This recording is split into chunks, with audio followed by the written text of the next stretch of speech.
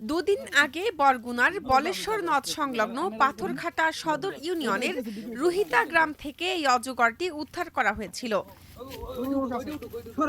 17 March মঙ্গলবার বনের মধ্যে অবমুক্ত করা হলো এটিকে। উদ্ধারের সময় অজগরটি ক্ষুধার্ত ও দুর্বল অবস্থায় ছিল। বনে অবমুক্তের পরেই গাছ বেয়ে উঠে যেতে দেখা গেছে অজগরটিকে। 15 মার্চ একটি বাড়ির পাশে অজগরটিকে দেখতে পেয়ে অ্যানিমাল লাভার টিমের মাঠকর্মী জাকির হোসেন মুন্সিকে খবর দেন এক ব্যক্তি।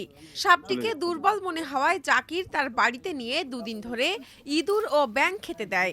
এতে কিছুটা সুস্থ হয়ে ওঠে অজগরটি।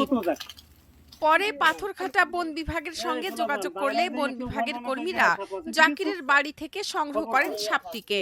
পরে 17 মার্চ বেলা 11টার দিকে হরিণঘাটা ইকো পার্ক বনে অজগরটিকে অবমুক্ত করা হয়।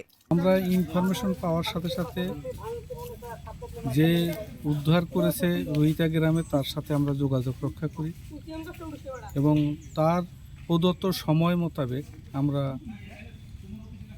ওই অজগরকে হরিণবাড়িয়া ইকো পার্কের আওতায় নিয়ে আসা হয় এবং সাংবাদিক বন্ধুদের উপস্থিতিতে এটা অবমুক্ত করা হয়।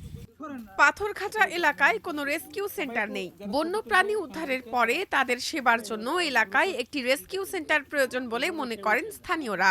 আমি সরকারের কাছে দাবি করব যে এই একটি রেস্কিউ সেন্টার এবং রেস্কিউ টিম যারা এই করতে পারে, যে এইগুলা রেস্কিউ বন বিভাগের কর্মীদের দিয়েও হতে পারে এবং আমাদের স্বেচ্ছাসেবকদের দিয়েও হতে পারে, তাহলে হয়তো বা একটা আগামীতে একটা সুন্দর এই যে বন্যপ্রাণী টিকে থাকবে এবং বাঁচবে।